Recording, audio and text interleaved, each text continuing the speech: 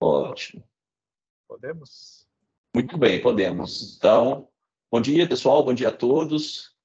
Bom dia, André, nosso palestrante. Bom dia, professor Hugo. Professor Zarat, não sei se já está aí também online. Bom dia, alunos, convidados. Queria, de antemão, aí, agradecer o André, que prontamente aceitou o convite para poder fazer essa participação aqui no CEITOX, do curso de Ciência de Dados da PUC Minas. O André foi uma indicação do professor Zatti, de quem você foi orientando, né, André, no mestrado. Isso mesmo. Vou falar brevemente aqui, do seu currículo. Eu não vou ler tudo aquilo que você colocou, não, mas se você quiser destacar alguma coisa, você fica à vontade para dizer, tá? O professor Hugo, que está aí também com a gente, ele é o coordenador do curso de Ciência de Dados da PUC Minas. Então, também agradecer a oportunidade de estar aqui mediando essa conversa com você. E o André, pessoal, André Souza, como está aí no slide, né, o André Araújo, ele é engenheiro de dados do Google. Eu sempre fico sem saber, André, se é do Google ou da Google, né? Eu também eu tenho essa dúvida. Mas, enfim, né? Exatamente. Então, ele está lá como engenheiro de dados do Google. Ele é pai da Maíra e ele é graduado em Ciência da Computação aqui na PUC Minas, fez pós-graduação em Análise de Sistemas na UFMG e voltou aqui para a PUC para fazer o mestrado dele em Descoberta de Conhecimento e Mineração de Dados, sob orientação aí do professor Zarat, que está aí conosco e que também é professor e um dos idealizadores desse curso de Ciência de Dados aqui da PUC Minas. O André também ele é empreendedor, né, André? Você já foi startupeiro, né? Se não me engano, o termo é esse. Você já teve aí algumas empresas e você atualmente está no Google, né? Não sei se você toca a sua atividade no Google junto com outros empreendimentos, mas depois você pode falar isso para a gente, se você quiser, fica à vontade para fazer isso.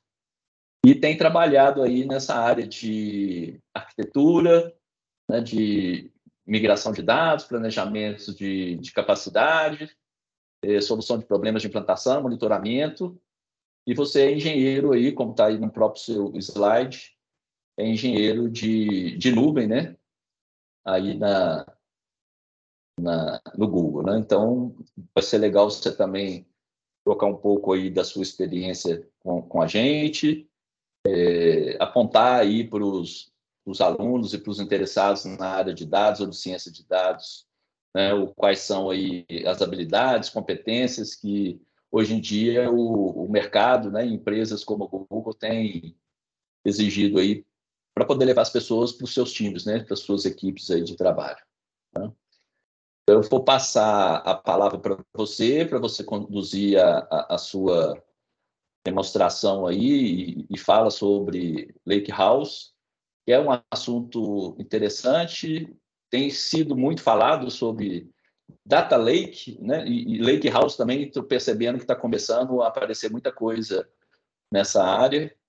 Eu participei aí do SQL Saturday, que foi sediado pela PUC Minas, aqui é a edição de Belo Horizonte, e Lakehouse, né, e Data Lake foram termos que a gente via com uma certa frequência aqui, né?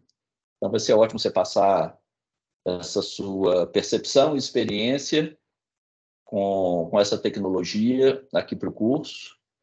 E lembrando também que na formação de cientista de dados aqui da PUC Minas, a gente tem um eixo de formação que é a parte de engenharia de dados, né, que é exatamente a sua função lá na PUC. Então, é um prazer tê-lo aqui, né? Passo a palavra para você e, ao final, a gente vai abrir para perguntas, né, que o pessoal queira fazer aí sobre a sua fala e sobre a sua atividade também. Tá bom? Obrigado. Obrigado, professor. Eu tenho quanto tempo? Só para me cronometrar aqui, que eu falo demais. Aí eu Olha, nós temos aqui um tempo regulamentar, vamos dizer assim, de 1 hora, né, a duração toda dos Say-Talks. Então, a gente iria até 11h40, incluindo as perguntas. Então, você tem aí em torno de 50 minutos, 45, 50 minutos. Se a gente ultrapassar um pouquinho, não tem problema, não. Tá, ótimo. Só para me cronometrar aqui. E não perder, porque tem umas demonstrações. Primeiramente, bom dia. Obrigado aí pelo convite. Bom dia ao professor Marco, ao professor Hugo, ao Zaret, meu orientador.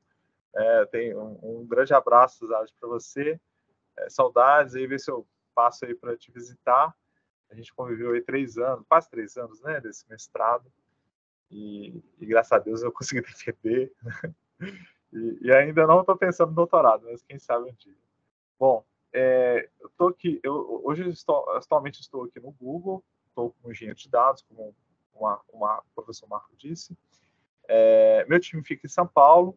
Atualmente, agora, estou no escritório de Belo Horizonte, porque eu moro aqui em Belo Horizonte, e eu fico mais aqui do que, de vez em quando, eu viajo para São Paulo, porque meu time basicamente fica lá.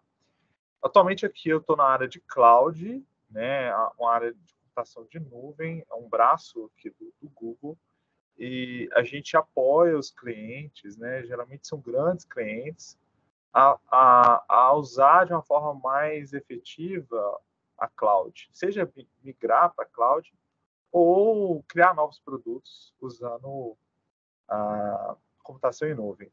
Especialmente, meu foco é na área de dados. Então, tudo que toca dados, né, que dados é uma grande área de gravidade aqui do Google, né, quase tudo hoje, né, gira em torno de dados. Então, a minha atuação é nesses engajamentos com esses grandes clientes e parceiros aqui do Google. Hoje, eu estou quase, só para não esquecer, eu estou quase 2 anos, vou completar 2 anos agora em fevereiro, e respondendo a pergunta, sim, eu fui empreendedor, tive minha empresa há 10 anos, ela ainda existe, eu sou sócio lá, mas eu não atuo diretamente mais. E atualmente eu estou focado realmente só aqui mesmo, trabalhando somente aqui mesmo no Google. Bom, hoje nós vamos falar um pouquinho de AI Lakehouse. Né? É uma terminologia talvez de mercado, eu não sei se na academia ainda se fala esse termo. Essa palestra hoje, só para um briefing, ela vai ser uma palestra um pouco mais prática. Eu gosto muito de fazer demonstração, eu prefiro do que passar slide, é o jeito que eu gosto de fazer. Então, assim, vai ter um viés, talvez, de produto, né? Alguns produtos aqui do Google Cloud. Peço desculpas, né? Porque não é só muito acadêmica, mas é mais prática, né? Essa foi a ideia que eu tive ali com o professor e é o que nós vamos tentar ver aqui nesses próximos dezenas de minutos agora. Bom, então primeiro eu vou... Vocês estão vendo aqui, né, minha tela, né? Beleza. Sim, está aparecendo, sim. Beleza. Só para você estar na tela certa. Bom, de onde veio essa necessidade, né, de um AI Lakehouse, né, IA Lakehouse, seja, né, traduzindo? Então a gente, acho que muita gente conhece essa expressão de Data Warehouse, né? Data Warehouse foi amplamente usado aí nos últimos 10, talvez 12 anos, e assim, nessas 3 vertentes, né? Tanto os casos de uso, os tipos de dados e pessoas, o Data Warehouse atendia muito bem uma certa época que você tinha uma necessidade específica de responder algumas hipóteses, algumas perguntas. Só que, para você fazer isso, você tinha que trazer esses dados de uma forma estruturada para um banco de dados, né, um Data Warehouse, geralmente em formato colunar, e você tinha que sempre estar preparando o seu dado para que ele entrasse e estivesse disponível. Então, você gastava energia muito grande com transformação, com ETLs, né? São o extract load transform ou extract transform load. Enfim, você gastava uma energia grande com essa transformação para que ele, né, tivesse disponível ali no Data Warehouse.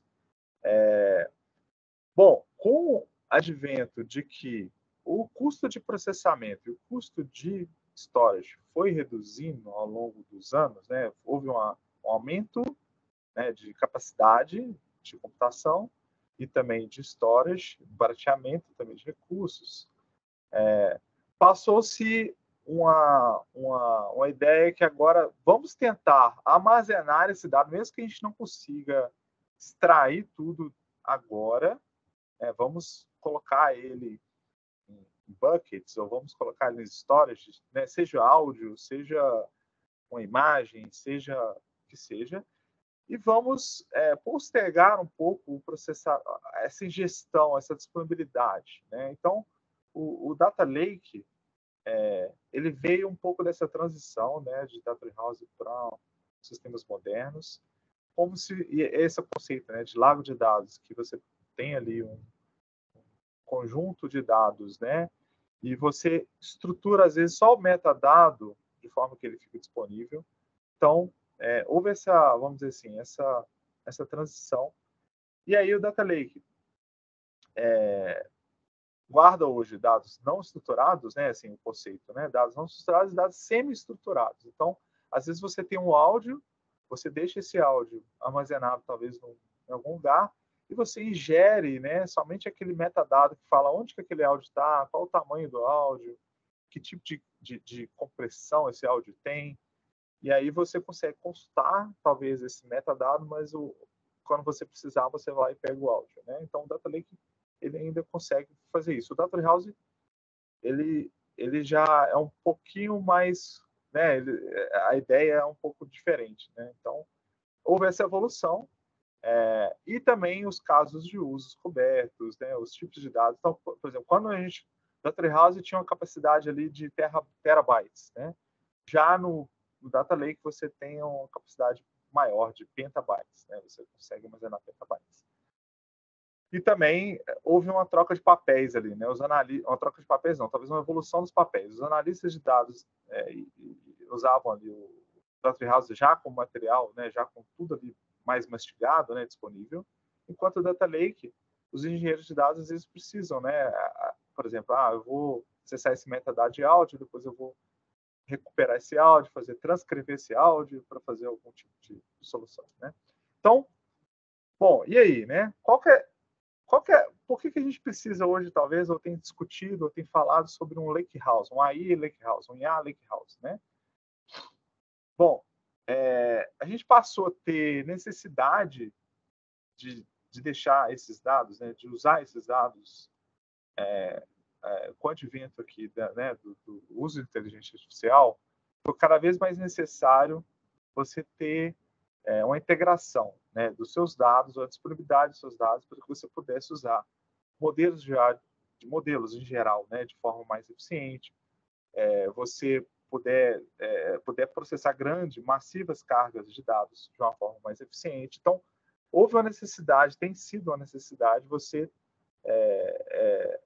vamos dizer assim, tornar o seu data lake um pouco mais moderno, mais orientado que esses dados não estruturados, não só os estruturados, né? Você tem os dados estruturados, os semi-estruturados e os não estruturados, de forma que você consiga processá-los usando modelos de machine learning, usando inteligência artificial, né?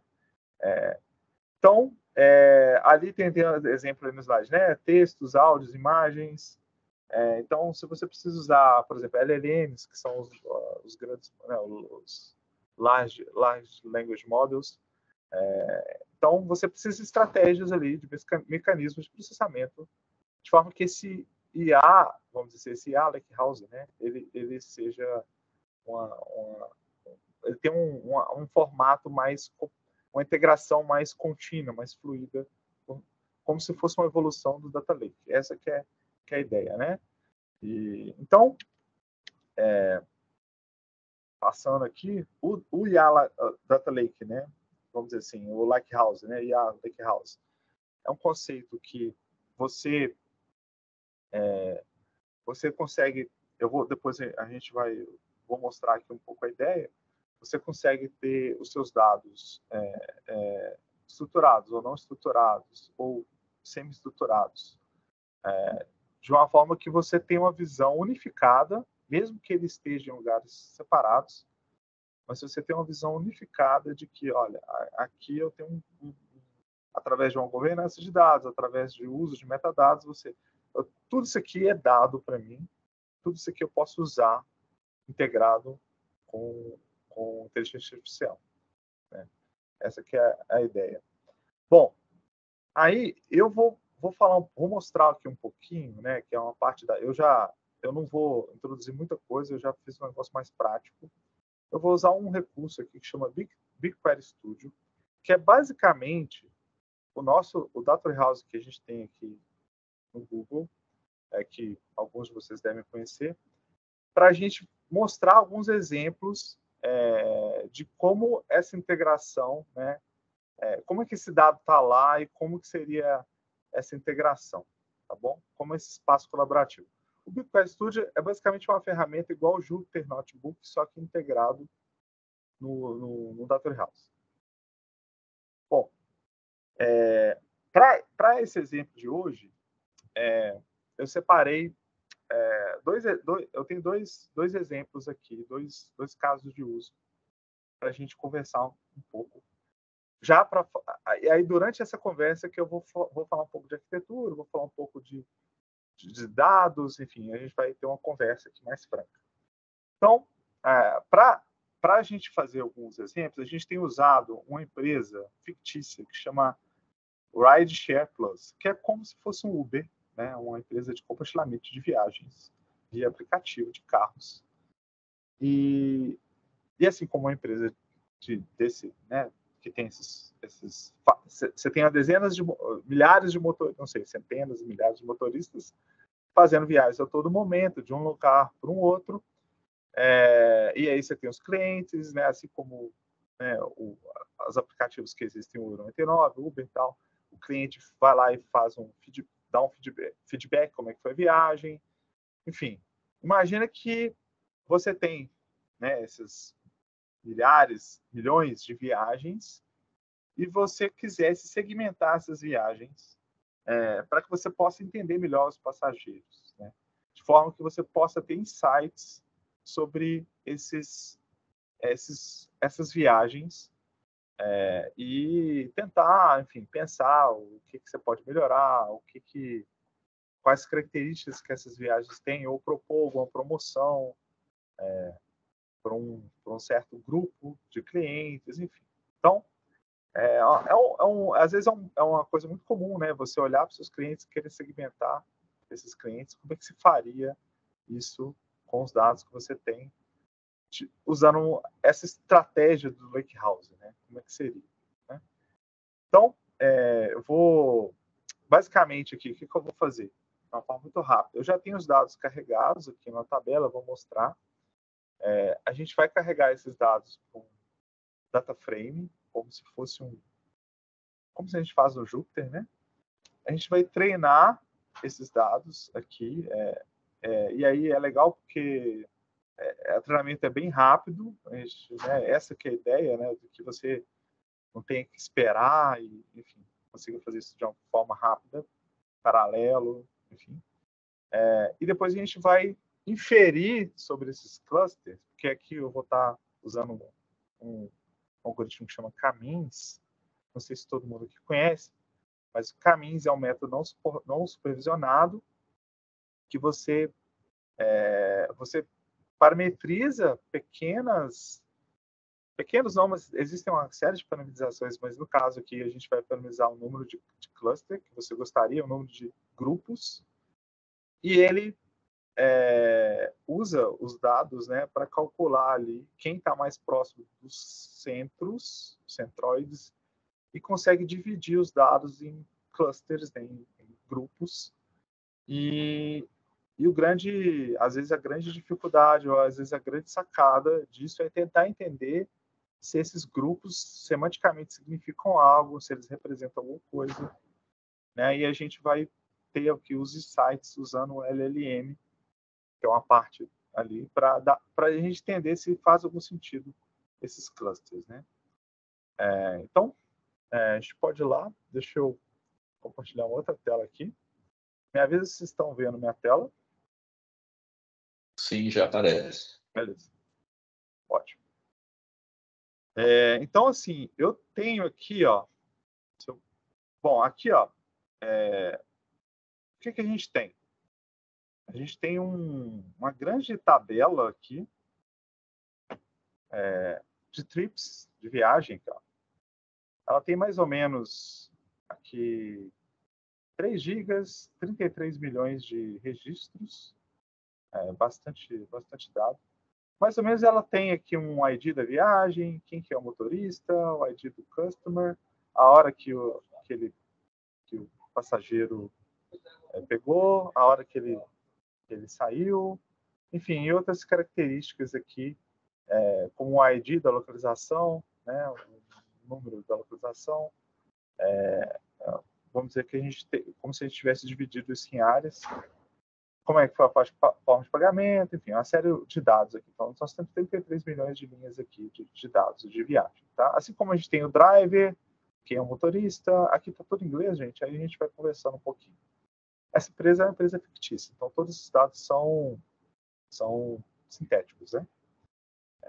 Para a gente não ter nenhum risco de usar dados que a gente, né, por licenciamento. Mas beleza, então, aqui, só para vocês se localizarem, eu estou dentro do nosso Data Warehouse, um exemplo, então, a gente tem aqueles dados fictícios, e eu criei um notebook, que é basicamente como se fosse um Jupyter Notebook, e aí a gente vai fazer juntos aqui uma pequena demonstração de como que a gente processaria esses dados. Então, depois vai ter uma outra parte que eu vou falar sobre custom review, outras coisas, sentimento análise e tal. Tudo isso aqui de forma bem prática, então, só para a gente ver. Então, aqui depois eu posso compartilhar, tá? Então, eu vou carregar aqui os dados. Então, aqui, ó, vamos carregar aqui. Então, eu estou pegando aquela tabela lá de viagens.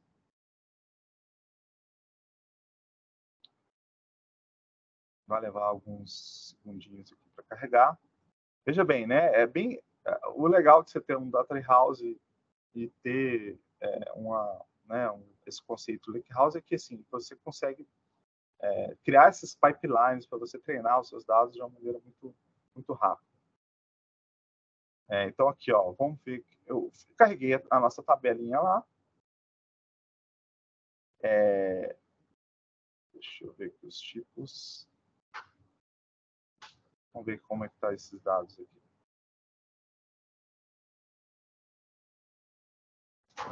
Uma amostra desses dados. Eu estou usando aqui uma estratégia que é assim como você consegue usar o Pandas, que muita gente conhece, que é um framework, né, para carregar dados. Só que ele é limitado pela memória da máquina. Aqui nós estamos usando um que chama BigFrame, que é basicamente tem a mesma ideia, só que é um open source aqui do Google, para você trabalhar aqui com esse Jupyter Notebook aqui que a gente roda no BigQuery, tá? Então aqui, ó, esse comando ele mostra uma pequena amostra dos dados. Então aqui ó, os dados que eu mostrei lá na nossa tabela, né? Então vamos verificar aqui, ó, ele tem o ID da viagem, o ID do passado, né, do motorista, cliente. Bom, aí são as 3 bilhões lá de linhas que a gente viu. Então eu vou só contar aqui quantas. O que acontece? Isso aqui já está. A gente já buquetizou as áreas de uma coisa prévia aqui que eu fiz, né? Todas essas localizações tanto de onde o passageiro pegou, onde ele desceu, a gente dividiu no mapa ali em áreas com um certo ID e a gente buquetizou. A gente, né, pegou todo mundo que caiu mais ou menos naquela região e deu um número para ela, né, uma certa região. Só para vocês abstraírem aqui, que é um exercício que foi feito anterior. Então, um pouco aqui, eu vou limpar um pouco das colunas que eu não estou usando, que eu não vou precisar. Limpar os nulos. Os art que talvez vai ficar incomodado, porque eu estou limpando os nulos talvez sem analisar, mas isso aqui é só uma demonstração. Os nulos, né? Nulos, assim, alguns campos que não estão nulos, não vou recuperar a informação aqui de fato. Né? Porque é sempre uma discussão que tem, principalmente quando você tem, às vezes, um campo que está faltando e tal, talvez você possa, né, inferir recuperar aquele dado que pode ser valioso, né? Bom, como é só um exercício, gente, aqui, eu só estou querendo mostrar que a capacidade, né, das coisas aqui. Enquanto a gente está treinando, eu vou mostrando outras coisas e tal. Então, beleza. Então, eu limpei aqui os campos que estão nulos dessas colunas que eu mantive. Né? Até quais colunas aqui, até vou olhar aqui. Essas colunas aqui que eu mantive.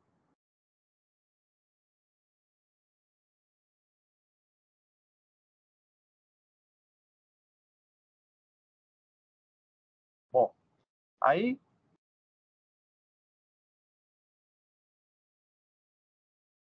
deixa eu carregar aqui. Como toda demo em tempo real, né? Pode dar uma noite aqui. Olha que colunas que ficaram.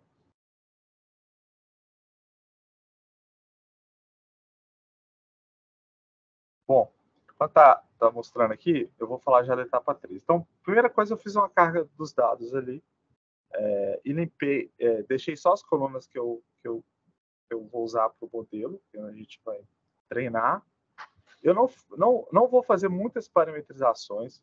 Eu estou rodando caminhos aqui, simplesmente falando quantos clusters. Existem muito mais parametrizações, muito mais configurações. Aqui o objetivo não é que o modelo seja perfeito, e sim que a gente entenda que a gente tem aqui um data warehouse por trás, né, que nesse momento agora eu só estou pegando dados tabulares, né, colunares que eu tenho aqui, e vou treinar um modelo. Eu estou mostrando mais ou menos essa integração, né, de você usar de uma forma muito simples treinar os seus dados. Tá? Então, eu vou rodar aqui o caminhos, só determinando aqui o número de clusters, com esses dados da RideShare. Então, você pode ver que eu estou rodando tudo aqui integrado, né? Eu não precisei pegar esses dados, disponibilizar em outra máquina ou paralelizar isso, porque aqui internamente o que está acontecendo? Esse pacote, caminhos aqui, nada mais é do que uma extensão da lib, é uma versão modificada daquele pacote que a gente já conhece. É o mesmo pacote, na verdade, só que adaptado aqui para rodar em paralelo. E a gente consegue rodar ele aqui de forma que a gente rode no Data Warehouse, que ele já vai paralelizar, ele já vai, de forma eficiente, já vai rodar. Então, qual que é a ideia aqui?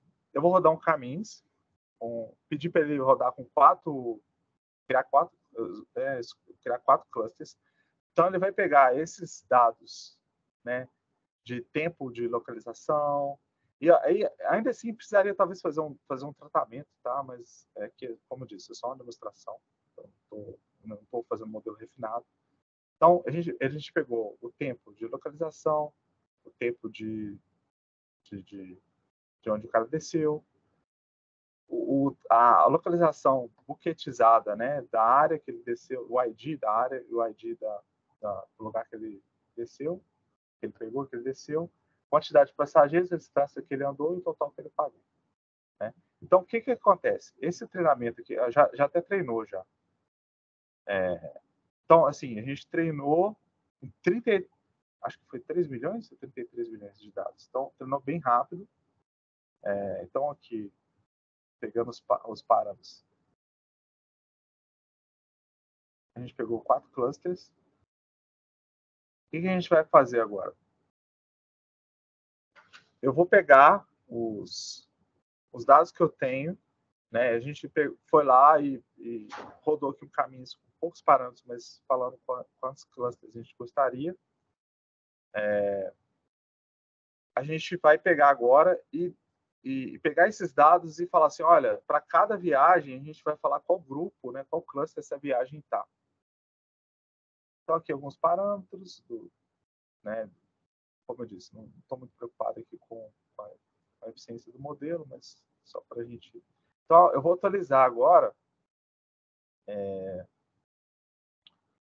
qual cluster, né, cada viagem ele vai pertencer a esses comandos aqui. Então, o que acontece? O que eu fiz aqui? Eu já rodei o caminhos, aquelas 33, ou sei lá, tirando as viagens que têm localização nula ou têm os dados nulos, elas foram retiradas. Dividi isso em quatro clusters, né? E agora eu estou falando assim, vou voltar para aqueles dados e vou marcar para cada viagem qual cluster ela pertence. Feito isso, eu vou salvar isso aqui no BigQuery, no nosso Data House de volta.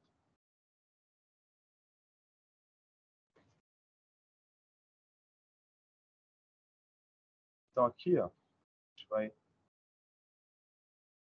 salvou lá qual que é, algumas viagens vão sendo 2, outras 4, 1, beleza.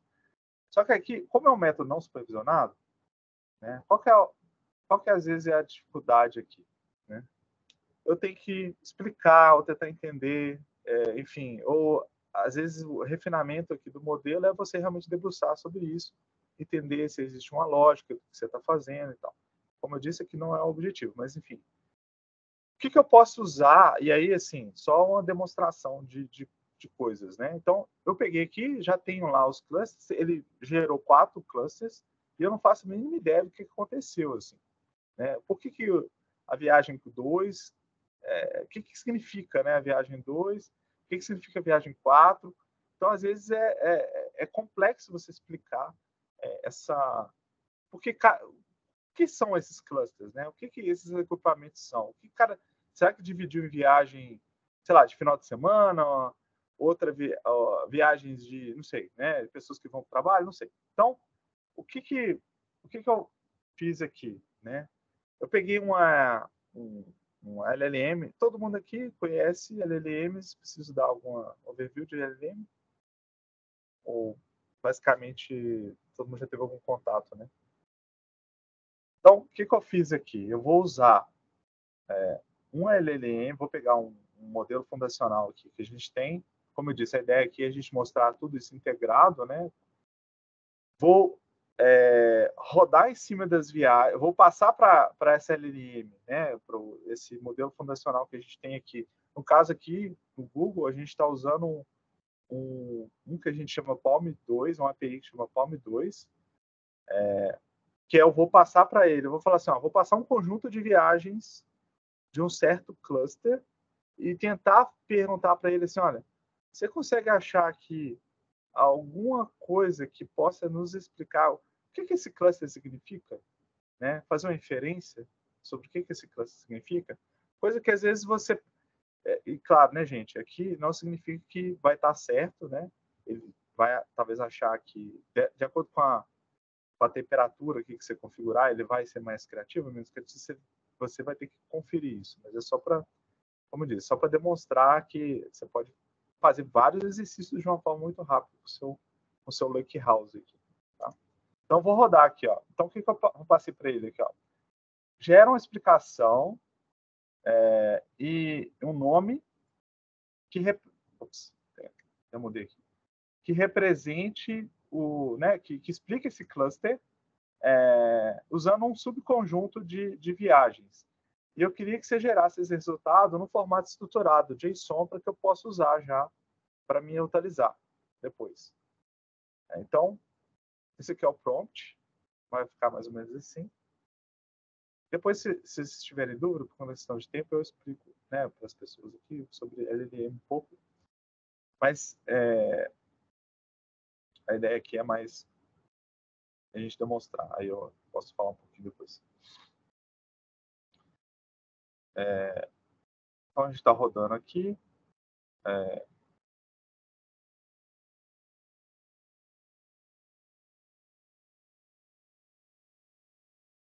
Aqui.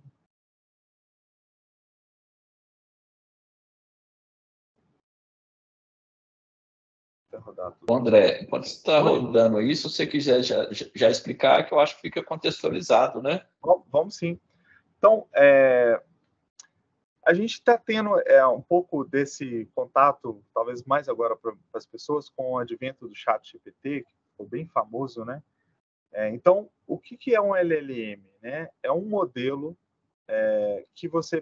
que essas grandes empresas, né, geralmente grandes empresas igual Google, a Microsoft, outras empresas, pegou uma grande quantidade de dados, uma imensa, muitos dados, fez uma curadoria desses dados e treinou de forma massiva esses grandes modelos.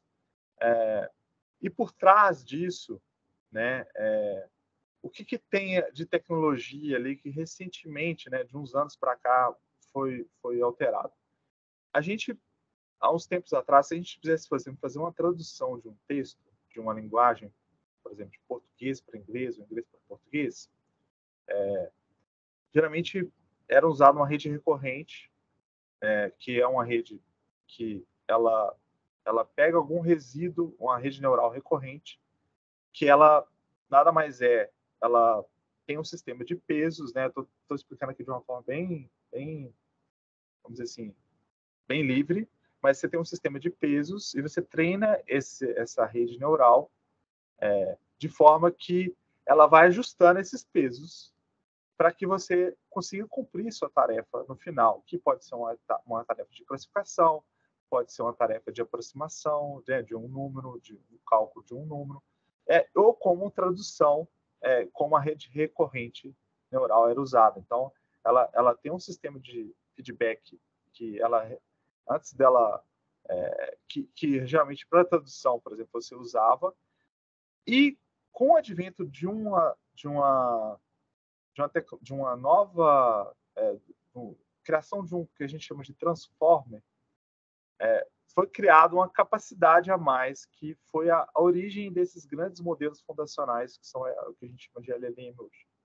Então, essa capacidade de ver muito mais o contexto, entender muito mais, enxergar muito mais à frente, permite que as LLMs elas consigam, porque às vezes as LLMs, os grandes modelos fundacionais, eles não sabem exatamente o que eles estão fazendo.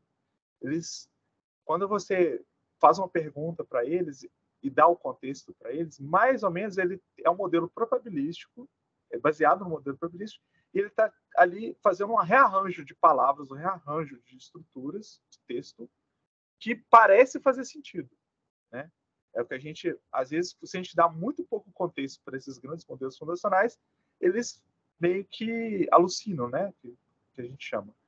Então, com o advento de criação da descoberta desses transformers, tanto o ChatGPT e outras foram geradas várias gerações desses grandes modelos fundacionais que hoje estão sendo usados, né, para tarefas de auxílio, vamos dizer assim, de assistência, né? Quando você precisa de uma tarefa criativa, quando você precisa traduzir um texto, se você explica bem o contexto, e consegue responder perguntas, né? Desde que você consiga confirmar que o que está sendo respondido está certo, né? Então, a LLM pode ser usado muito mais como um assistente, como um contribuidor, do que realmente uma ferramenta fim, tá? Então, aqui, qual que foi a minha ideia, né? Eu não sei se eu expliquei, mas acho que eu dei um overview, né? Assim, vou usar a LLM para gerar um prompt, né? Que a gente chama um comando. Eu vou dar um conjunto de viagens para você. Eu tenho aqui 4 clusters. Me explica mais ou menos se faz sentido o que tem nesses clusters, né? O que eles são. Então, eu rodei aqui. Vamos ver o que ele respondeu para a gente. Bom, ele lembra que eu tinha 4 clusters, né? E passei alguns exemplos de viagem né, lá no prompt para ele, e falei, ó, esses exemplos de viagem deu esse cluster. E aí ele acabou de me falar que, ó, passando esse prompt, passando os exemplos de viagem, ele falou o seguinte, ó, o cluster 1 me parece viagens curtas, né, porque são viagens que estão dentro da mesma cidade, né, pelo ID da localização. O cluster 2 são viagens grandes, são long trips. O cluster 3 são viagens de ida ou volta dos aeroportos. E ele classificou todos os outros em outro cluster, né, que não conseguiu achar as categorias. Provavelmente, então, gente, isso aqui é só realmente não pode não estar certo, tá? Primeiro ponto aqui. Mas ela já te deu algumas ideias de como talvez você pode pensar quais, por exemplo, você perguntar para ele, quais tipos de viagem você pode inferir aqui baseado e ser mais específico. Então você pode ir tentando como assistente te ajudar a explicar os seus dados, né? Como o objetivo aqui era simplesmente eu mostrar, né, que, olha, vamos fazer, né, aquela que eu estava aqui na apresentação, né, a apresentação está aqui embaixo.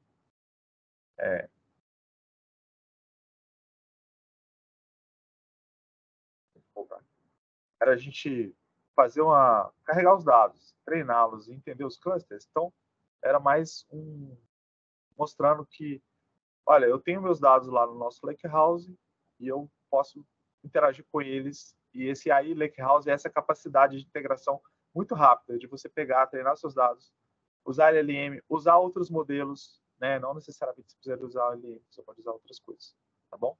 Então eu vou agora para a demo 2, que eu separei duas aqui para fazer, tá? A outra, também vou usar um LLM, mas assim, qual que é a ideia aqui? E talvez esse aqui faça mais sentido para o que a gente vai falar. A gente tem ali uma quantidade enorme de textos de pessoas que fizeram review, escreveram alguma coisa, e esses dados são não estruturados, né? São textos, as pessoas escrevem ali usando gírias, usando com erros de gramática, enfim, uma série de coisas.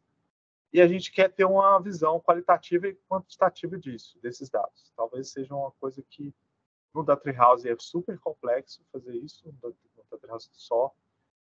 E também no Data Lake, esse dado vai estar espalhado e tal. E aqui a ideia desse IA Lakehouse é mais ou menos essa integração, essa disponibilidade, conforme eu falei.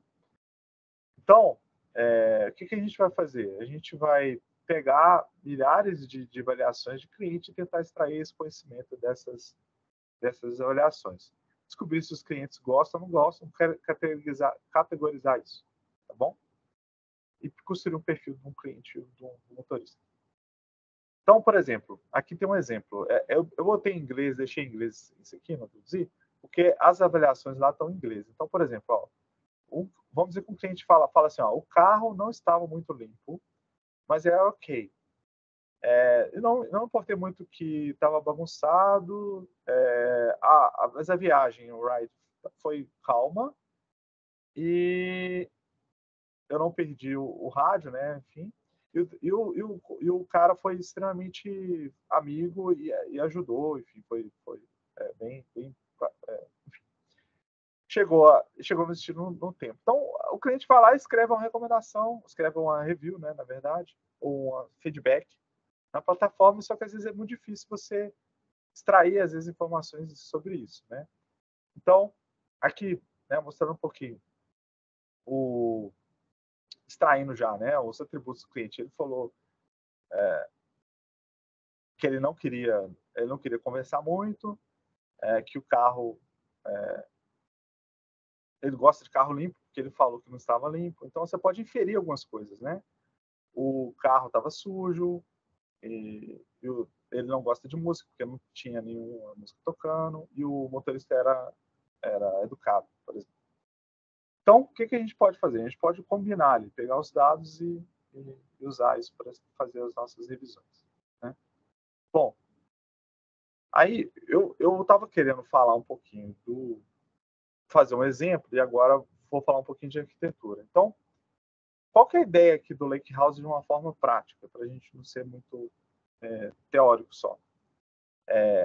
Você continua tendo ali os seus dados não estruturados, semi-estruturados, na verdade, que podem ser imagens, podem ser áudios, podem ser um outro tipo de vídeos, né? E o seu dado, ele pode estar em formatos open source, geralmente, Parquet, Orc, Avro, formatos que são conhecidos aí por engenheiros de dados, e pode ser que ele não esteja só no mesmo lugar, mas você tem que ter uma visão unificada desses dados. E aí, um exemplo aqui, né, que você tem aqui uma raw zone, uma área rica e uma área curated, a ideia é o seguinte: você pode ter tanto dados colunares em algum data warehousing, isso pode ser em qualquer cloud, né, gente? Não estou falando só daqui do Google. No caso aqui, a gente usa BigQuery, mas outras clouds usam outros. Você pode ter os seus dados em imagens, áudios em algum lugar, algum storage, né? E aí isso vai acontecer para todas as zonas, só que de uma forma que aqui na zona RAW você tem os dados mais puros, mais próximos sem transformações. Aqui você vai ter os dados enriquecidos, vamos dizer assim, com algum enriquecimento. E aqui os dados prontos para serem usados, às vezes, para modelo ou para analytics, né? Para as pessoas já terem os insights, né? Bom, aí, o que é um exemplo prático aqui do que a gente está falando? A gente tinha tabela de viagens lá, certo? Agora, o que acontece? Se eu estou falando de áudio, o que é? Eu não consigo carregar um áudio para dentro da tabela. Um MP3 ou um áudio de alguém que fez uma review, por exemplo. Então, o que eu faço? Né? Eu posso carregar os metadados que eu tenho. Nesse caso aqui, por exemplo, dos áudios aqui eu tenho um indicativo onde que esse áudio está, um URL. Esse áudio está disponível aqui nessa URL. Então, por exemplo, se eu pegar aqui detalhes, vou ter que fazer uma query aqui. Vocês estão vendo minha tela, né? Estamos. Beleza. Então, só para fazer uma query aqui. Vou pegar uns 10 áudios aqui só. 10 metadados, né, de áudios. Então, a ideia é mais ou menos assim, ó. Eu falo onde que está o áudio, mas o áudio não está aqui, é só um metadado. Né? Falo qual o tipo, qual o tamanho, enfim, outros metadados que eu queira, né, de exemplo. E aí, eu posso usar aqui, né, uma configuração externa, falar, ó, esses áudios estão todos, né, dado um certo ID de número, eles estão todos no storage, por exemplo. Então, eu vou até mostrar aqui, ó. Eu tenho storage, que eu tenho lá os milhares de áudios que nós vamos usar. Então, qual que é a ideia, né, e é diferente, né, o da Treehouse, eu não conseguiria ter esses áudios, talvez teria só os metadados. Então, o Data Lake, ele tem essa capacidade, né, beleza, eu tenho os áudios aqui em algum lugar, só vou ingerir os metadados, mas eu preciso dos dados não estruturados, que por exemplo, eu posso fazer um resumo do que esse áudio tem, eu posso extrair categorias desse áudio, eu posso extrair um sentimento análise e guardar isso dentro do meu lake, né, do meu IA Lakehouse. A ideia do IA Lakehouse é que eu vou um passo além. Eu começo a ter agora, posso fazer inferências, posso guardar esses dados já, né, que eu usei machine learning, eu usei inteligência artificial para transformar, e aí eu posso tornar isso mais útil e de uma forma mais integrada, né? Então, eu separei aqui um outro, que é esse caso de uso aqui. A gente vai fazer a custom review. De tempo aqui, como que eu tô? Tá, mais um tempo. Beleza. Então, vocês estão vendo minha tela agora? Tô mostrando uma outra. Tá, beleza. Beleza. Então, qual que é a ideia aqui? Primeira coisa, eu tenho aqui um conjunto de áudios. Olha só que legal que é possível fazer, né? Vou rodar aqui. Olha só, aqui, ó. O que eu estou fazendo? Eu estou basicamente lendo a minha tabela de áudios, que não tem o áudio em si, mas eu estou extraindo de cada áudio dela aqui, do jeito que eu fiz a carga. O que acontece? O áudio, o número da viagem está aqui, ó. Ele tem um teste sim que tem o número da viagem está aqui, é um ID, né? No MP3. Então, eu estou simplesmente criando aqui, fazendo uma query, né? Extraindo aqui, pegando só o ID que está lá, que é o ID da viagem, né? Eu vou pegar uma viagem de exemplo aqui.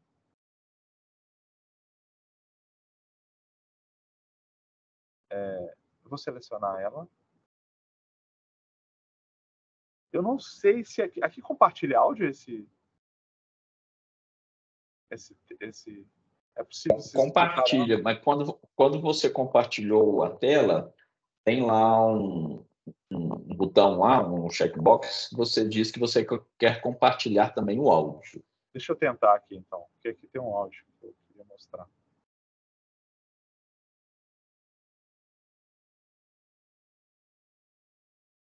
Parece que tem que ser uma tab para deixar.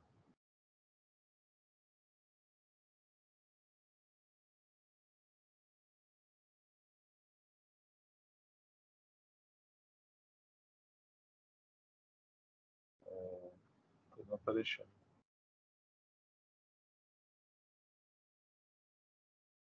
Estou conseguindo ver a tab. Mas enfim, não vou. Deixa eu voltar aqui. Não vou. Depois eu posso compartilhar o. Mas enfim, aqui, ó. A ideia era mostrar o áudio. Esse áudio é um áudio. O cara tá falando assim, eu estou muito feliz com a viagem e tudo, enfim, tá falando alguma coisa que ele gostou da viagem e tal. Eu ia tocar o áudio aqui. Aí, não tô conseguindo compartilhar. Vocês estão vendo minha tela ainda, né? Agora, de novo. Estamos sim. Beleza. Então tá. Então, assim, eu vou rodar aqui uma query que eu vou fazer basicamente o seguinte, que eu vou extrair. Então, o que acontece? Eu peguei esse áudio, né? E eu fiz a transcrição desse áudio usando uma API que a gente tem aqui, e botei esse áudio, essa transcrição já está numa tabela, e agora eu vou rodar essa transcrição. Então, por exemplo, nesse exemplo, nessa ID que eu peguei aqui, basicamente o cara estava falando assim, ó, eu estou muito feliz com essa viagem que eu usei no último final de semana, enfim e tal. E eu pedi para a LLM, você pode fazer uma correção dessa gramática, da gramática, traduzir isso aqui para o português, né? E aí ele olha só que legal, você já consegue salvar para você precisar, né? Eu preciso pegar aquela quantidade de dados, fazer as transcrições desses áudios e, sei lá, converter isso em outra língua, por exemplo. Isso é uma coisa que a LLM faz muito bem.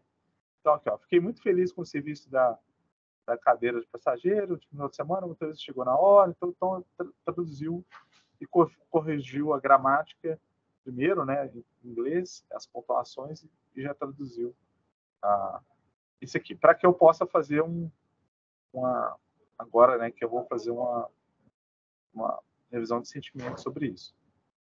Então, eu posso ir usando o LLM aqui, junto com esses dados não estruturados, e, por exemplo, aqui, nesse exemplo aqui, eu estou falando, você pode classificar para mim, dado que agora traduziu o meu texto, por uma língua que eu queira, ou não, né? No caso ali, só demonstrando isso.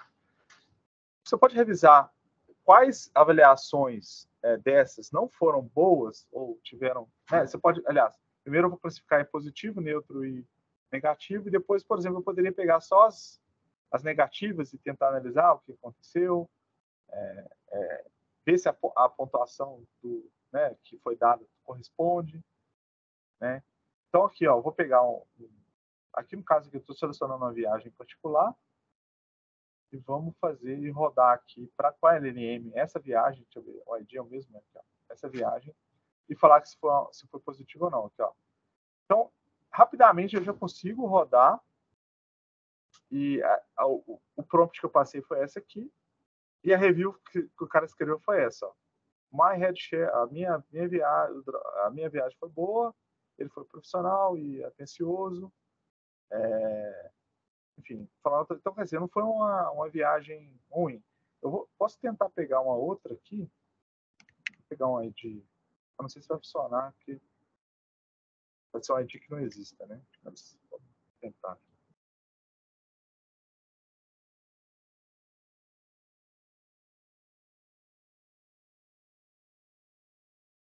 Peguei um ID, eu teria que pesquisar lá mais IDs,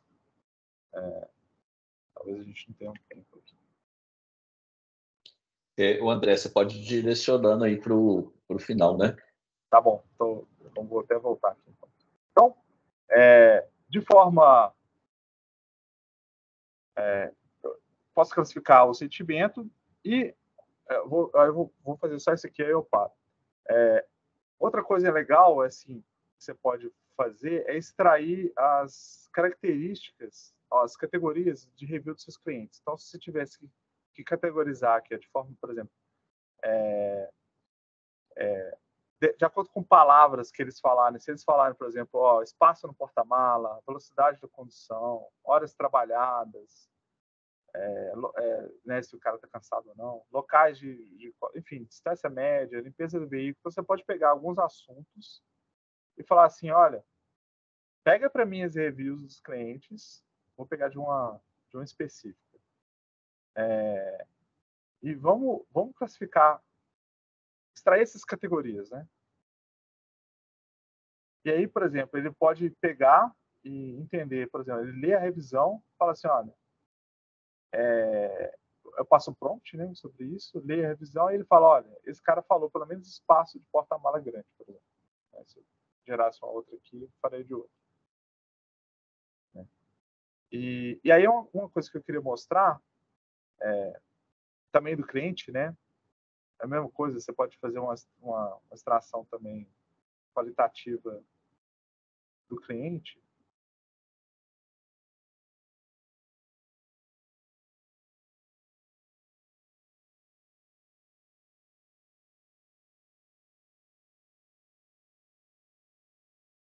Isso que eu já fiz, tá?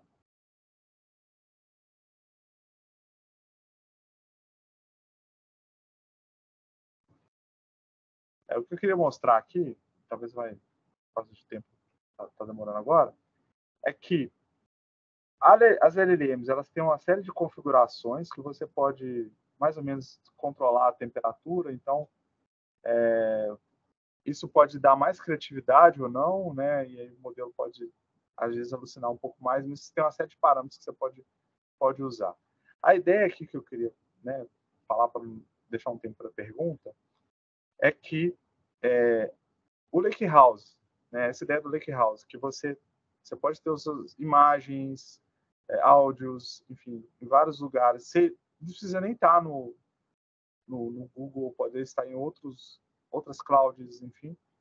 Você consegue ter uma visão unificada disso, igual aquilo ali que eu tinha, só a URL, né? A URL poderia estar, a URL do áudio poderia estar em outro lugar. Poderia descarregar isso em tempo real, enfim, na hora que eu tivesse que usar, né? Mas a ideia aqui é que você comece a enxergar os seus dados de uma maneira muito mais fluida e integrada e que essas capacidades de você usar esses modelos de machine learning com esses dados sejam muito mais fáceis de usar.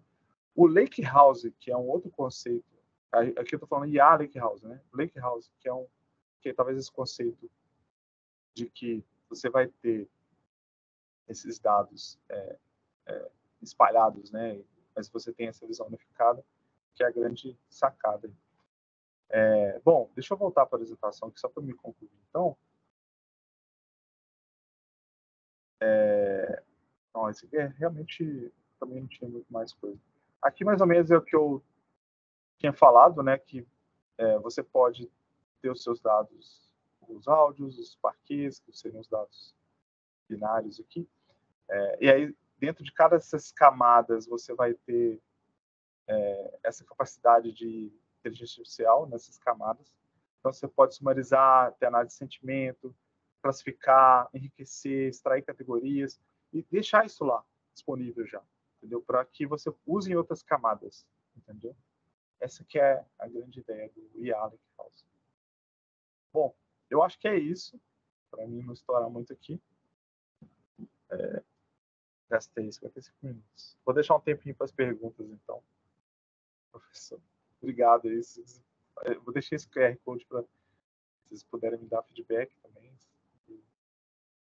Ótimo, André. Muito obrigado. Queria chamar a atenção aí para o pessoal que estou lecionando banco de dados lá no curso de ciência de dados. Aí só chamar a atenção aí para o pessoal, não sei se eles perceberam, mas na sua tela aí você passou por vários scripts e SQL, né? Então, para mostrar a importância, né, que essa linguagem tem quando a gente vai trabalhar com dados, né? Então, ótimo. Te agradecer aí, trazer para a gente esses conceitos aí de IA Lakehouse. Realmente, Lakehouse eu tinha ouvido falar, né? A gente, como eu falei lá no início, tem sido cada vez mais utilizado, frequente o termo, mas agregado a esse termo, a inteligência artificial foi a primeira vez que eu vi, né? IA Lakehouse. Então, o Lakehouse como um grande repositório de dados, né? Como você mesmo falou, ele integra, você pode colocar vários formatos de dados ali, ele permite esse processamento a partir desses dados que estão ali centralizados, e aí agregando a ideia da IA, então você incorporar, né, essas metodologias, esses modelos de IA, né, como o próprio LLM que você falou aí, para extrair ou inferências aí desses dados, né? Então, exato. achei... Enriquecê-los. Exatamente, enriquecer, né? E como você mesmo falou, e auxiliar aquele que vai explorar esses dados, né? O cientista, o analista de dados, que seja, que está aí nessa ponta final do trabalho do engenheiro de dados, vamos dizer assim, né? Que o engenheiro de dados ele traz esses dados, coloca no repositório que depois vai ser consumido pelas aplicações e pelos profissionais que vão trabalhar ali com esses dados, né? Do ponto de vista mais analítico mesmo, né? Então, porque aí você me ajuda a dizer, e vai uma pergunta também, porque antes do Lakehouse tem o Data Lake, né? E o Lakehouse é como se ele fosse uma coleção de Data Lakes. Exato. Não é isso? A ideia do Lakehouse é que você pode ter os seus... Porque o conceito do Data Lake, ele vai como esse lago de dados, só que ele é um repositório talvez único, né? É um repositório assim, você tem no mesmo lugar, na mesma região. O Lakehouse, todo dado é bem-vindo. O Lakehouse ele pode estar não estruturado numa API que você vai consumir ali na hora que você vai usar. Ele pode estar em outra cloud. Ele pode estar... Então, você tem essa visão unificada, né? Você vai ter apontamentos para esses dados e você aumenta a sua capacidade também de armazenamento, porque como você aceita tudo, você quer aceitar, você tem que ter uma capacidade muito grande, porque você aceita todo dado bem-vindo, né? Seja em áudio, texto, imagem, metadado da câmera, sei lá, daquela imagem, enfim, né? Tudo, você vai basicamente colecionar isso tudo. Tudo é fonte de dado, né, para poder passar por passível de ser analisado, né? Sim. E é aquilo que você falou também durante a sua demonstração aí, que eu não preciso de necessariamente trazer esses dados para o meu ambiente, né, para o meu data lake, para o meu lakehouse mesmo, igual você mostrou aí. Os áudios estavam processados através de uma URL que estava em outro lugar. Sim. Né? Sim. Então, ele agrega não só aquilo que está fisicamente naquele lugar, centralizado naquele lugar, né, mas traz de outros lugares também. Aí eu queria te fazer uma pergunta, o André, que é a seguinte: a gente ouve muito falar, ou não é, na verdade, não é raro a gente escutar que lake houses, né, ou data lakes viraram pântanos de dados, porque muitas vezes organizações, né, para ter acesso à tecnologia, para usar a tecnologia, eles vão incorporando, aí vai colocando tudo lá dentro, mas não necessariamente aquilo se torna eficiente, né? Daí essa ideia de um pântano, né? Você acaba que você fica muitas vezes perdido sobre o que você quer de fato daquilo, né?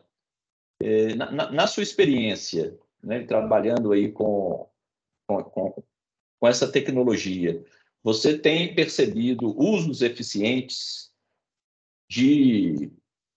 desses repositórios, dessas tecnologias? Sim.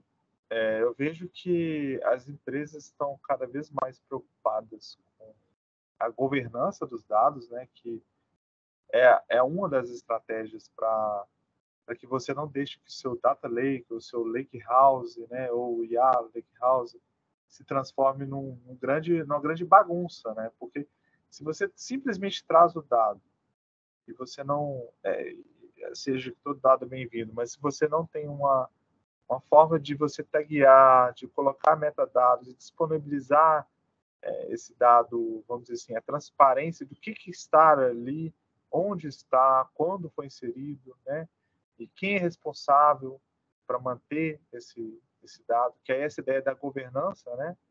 De fim a fim do dado, quando ele nasce, quando ele morre, ou, né? Porque também você tem que preocupar também com o ciclo de vida do dado. Ele nasce, ele é útil, mas em algum momento você pode desfazer dele, né? Ele passa 5 anos para algumas empresas, ela não precisa mais, né? Desfazer no sentido assim, não é às vezes jogar fora, mas às vezes você vai colocar num lugar mais frio, que você não vai precisar dele agora, né? Você vai colocar um cold storage, né? Que você vai pagar mais barato, tal, que somente se você precisar, você esquenta ele de novo e traz ele de novo. Então, a grande coisa, né, a grande estratégia que eu vejo para o Data Lake, né, não vir um pântano é você ter uma governança de dados. Então, você vai ter todo dado que você trazer, minimamente você vai colocar uma etiqueta nele, falar de onde veio, cuidar, às vezes, da origem dele. Então, você vai ter esses metadados, né, que também podem estar lá no seu Data Warehouse, para que as pessoas possam pesquisar, porque a empresa às vezes vai olhar e falar assim, será que eu tenho essa informação sobre revisão de cliente, igual o que a gente estava vendo? Eu tenho isso em algum lugar? Se ela não tiver um lugar que ela possa ir lá nesses metadados e olhar, provavelmente ele não vai saber. Então, às vezes o dado está lá, o pântano não acontece, os pântanos dos dados acontece muito isso. Tem lá, mas ele nem sabe.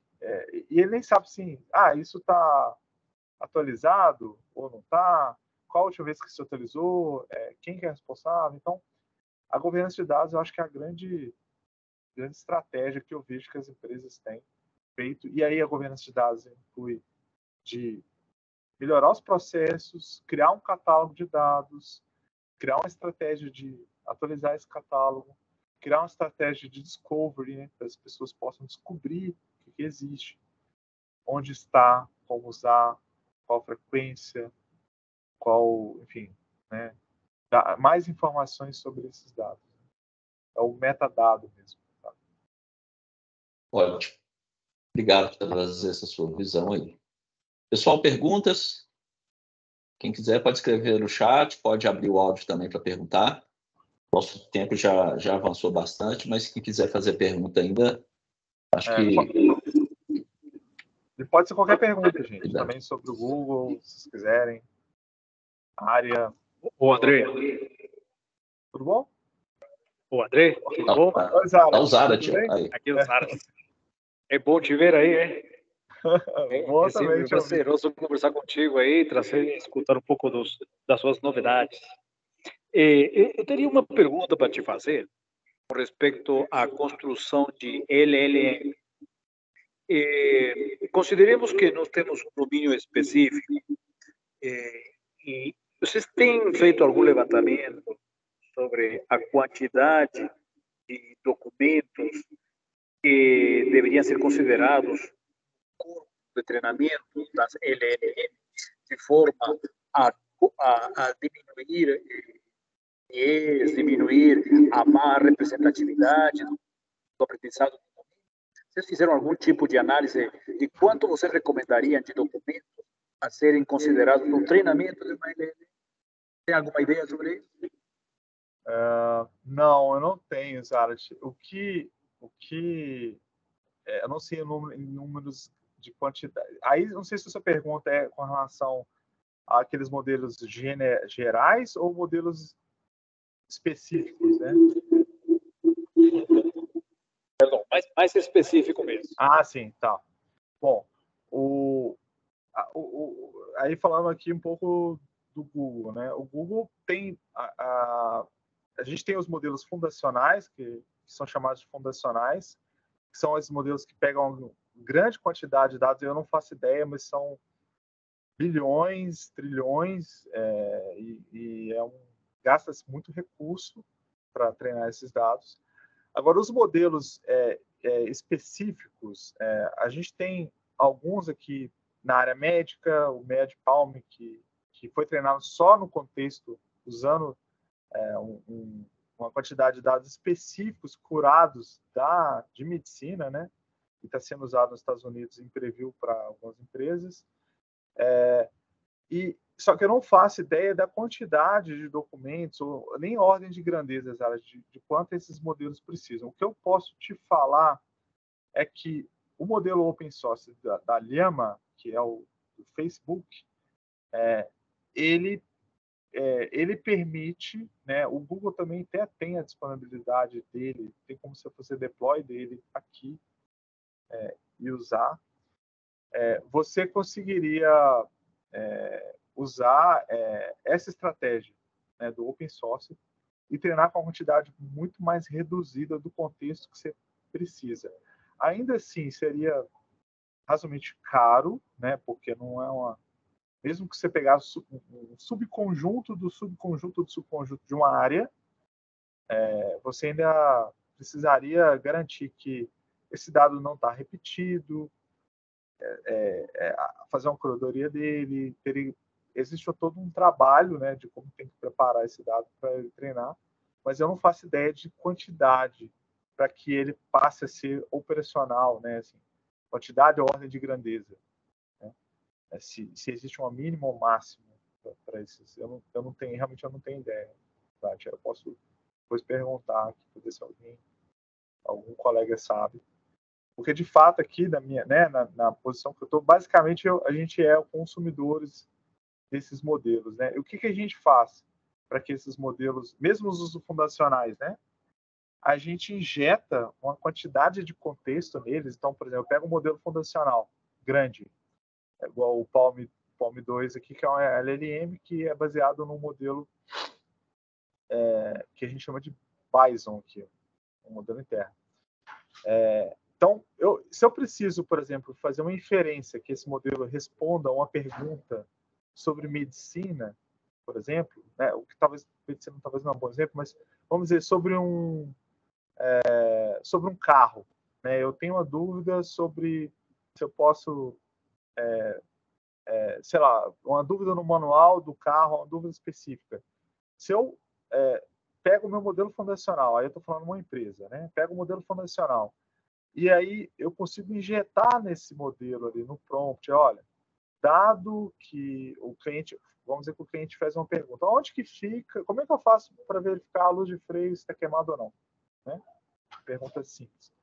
Então, o que eu posso construir minha aplicação? Eu vou usar o modelo fundacional para mim organizar a minha resposta, só que eu vou injetar um preâmbulo no modelo, falar assim, olha, eu vou fazer uma pesquisa, recuperar uma quantidade de documentos pequena que fala onde que está isso no carro, né? Pelo manual do carro. Aqui fala, no manual do carro fala que você tem que abrir essa tampa, desprofusar isso, fazer isso. Então, eu consigo injetar isso no preâmbulo na hora que eu estou respondendo, né?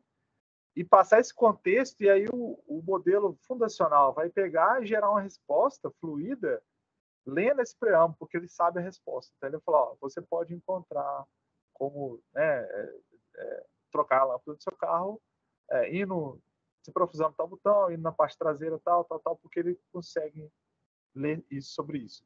Então isso é a estratégia que eu vejo, sabe, que as empresas estão fazendo para não treinar modelos específicos, porque é muito caro. E funciona, na maioria das vezes funciona.